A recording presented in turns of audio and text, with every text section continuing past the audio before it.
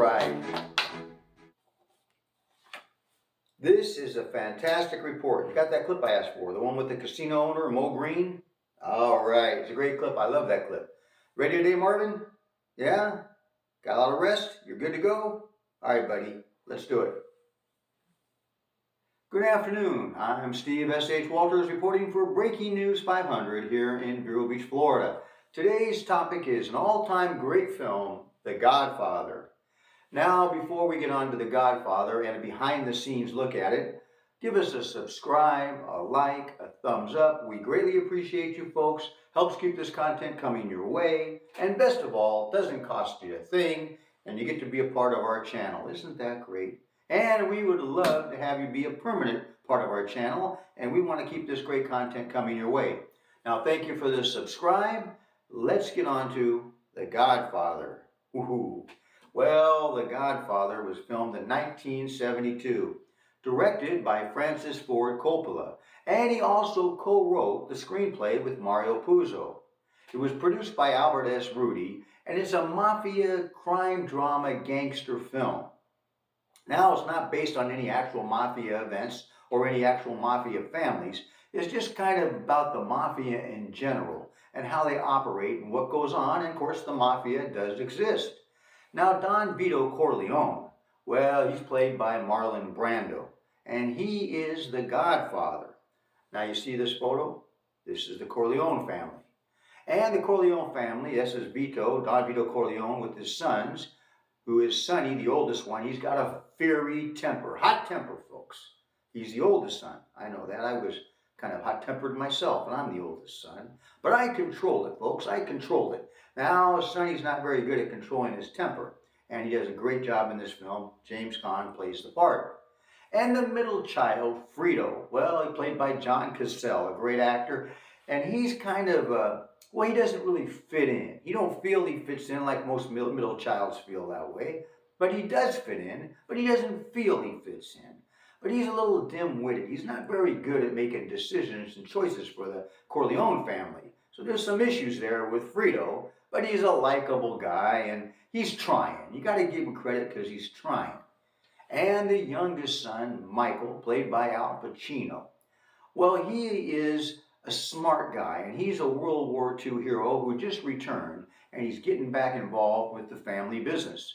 And we've got a great clip with Michael and Frito dealing with casino owner Mo Green. Oh, it's a powerful clip. It kind of gives you an idea of how this family operates, and they don't mess around.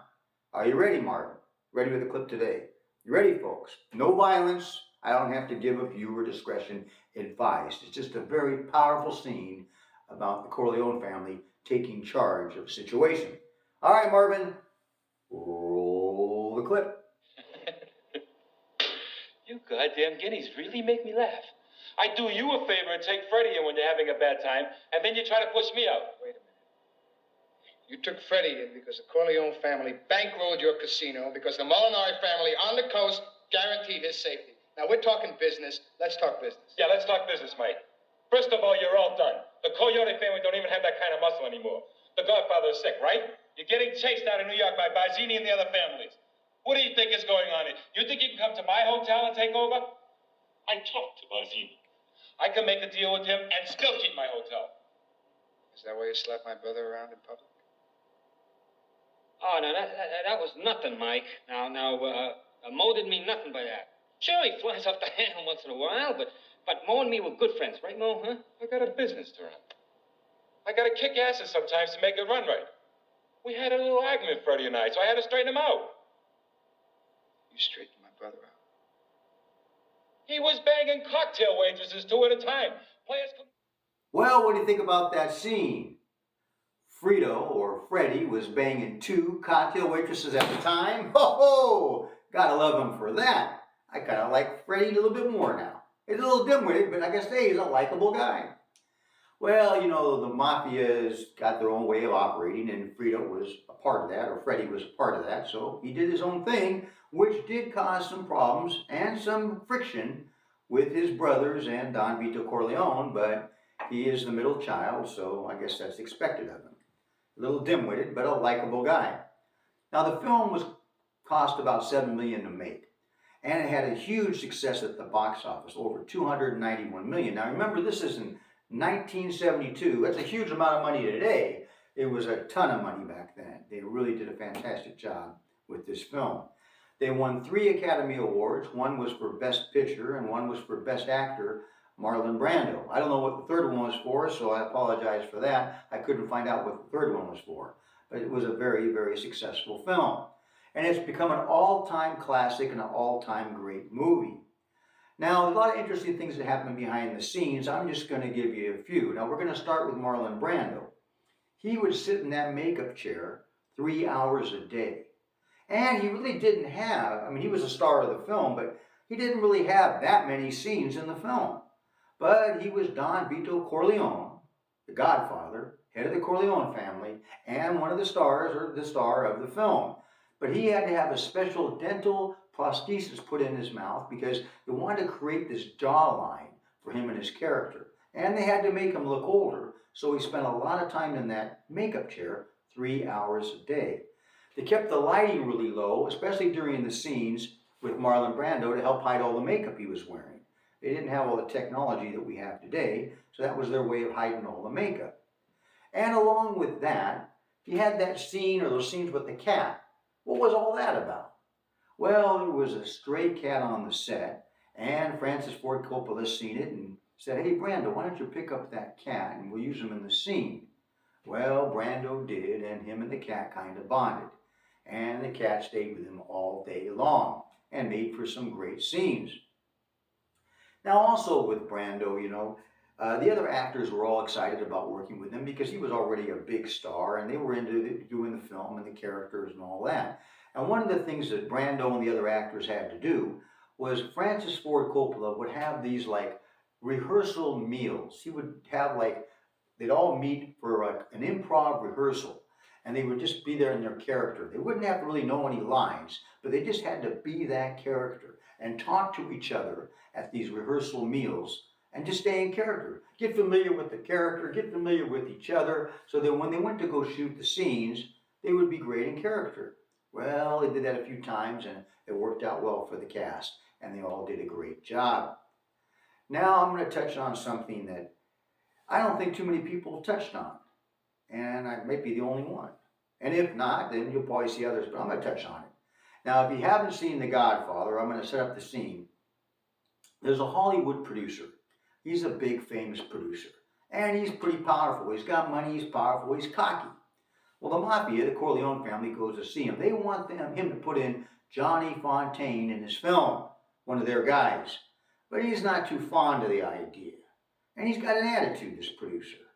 Well, later they go meet him at his home, and they're having like a casual dinner with him, one of the mafia guys. It was actually their lawyer, played by Robert Duvall, and he was showing off his racehorse. He had this $600,000 beautiful black racehorse that he had purchased, and he didn't use this racehorse for racing. He just loved this horse and was to show it off and, have the horse on his property. Well, later that evening, when they're having their dinner and their drinks and talking, this Hollywood producer gets, really angry and says, "I choose who's going to be in my film. You don't tell me who's going to be in my film. Get out of my house," type of a thing. Well, it was kind of the wrong way to handle that. So the Corleone family wanted to send him a message. So later that night, somehow, some way, they killed his horse and they put the horse head in his bed.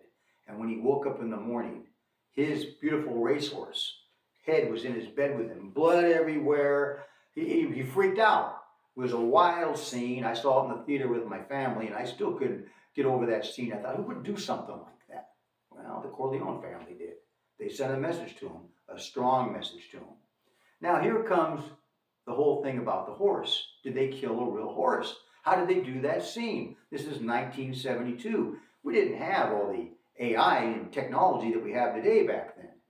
Well, they had a fake horse head they were going to use, but it didn't look good on camera. So Francis Ford Coppola did some research, and he found out that there was a dog food company in New Jersey that slaughtered horses. Now, the reason they slaughtered these horses was for dog food. So him and the art cinematographer went down there, and they went and checked out these horses that are going to be slaughtered. And they found one that looked very much like the horse that they used in the movie. So they said, when you slaughter that horse, we want the head. And that's how they got the horse head. So they actually used a real horse head in that scene. Now, this is stuff that most people don't know, and I thought that was very interesting. And Hollywood actually did good in that sense. They didn't actually kill a horse. All the horse was going to be killed anyway, and they just took advantage of that and waited till the horse was, done, and they got the head. But here's the thing. A lot of famous lines came out of this film, and it's a mafia film. I mean, it's a violent, brutal film, but they had some great dialogue, really written well, and a lot of these lines became famous. So I'm going to give you a couple. I'm only going to give you three. Are you ready for this? I'm going to do my Marlon Brando impersonation. I'm going to make him an offer he can't refuse.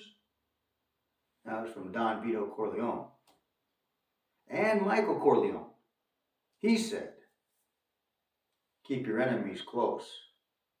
Oh, I'm sorry. I messed that up. Keep your friends close. Keep your enemies closer. And Michael Corleone also said, I don't have to wipe everybody out, Tom. Just my enemies. I thought those are some very, very interesting lines. Now, this film can be seen on Hulu, Netflix, Amazon Prime, and I'm sure a few other places. Put down in the comments what your thoughts are about the movie, what's your favorite scene, what would you like to see me do a report on next time, what film would you like me to do a report on. I'm kind of getting into doing these films, but I'm only doing films that I believe are really great films and really classic films. Films that have a great story or entertaining or that just have, good entertainment, good messages. I can't get into these films today, folks. I just can't do it. There's nothing I want to go see. I can't think of the last time I seen a good movie that Hollywood came out with. Can you? I'm watching the older films. I'm getting back even into the 30s and 35s, the 50s, the 70s, the 90s. These films today, they got to man up. They got to make better movies. Forget about all the AI stuff. Let's have good acting, good storytelling, and have a purpose with these films. At least be entertaining or have some kind of purpose. Am I asking for too much? I don't think so. Well, I hope you've enjoyed this report. I'm Steve S.H. Walters reporting for Breaking News 500. Have a great day.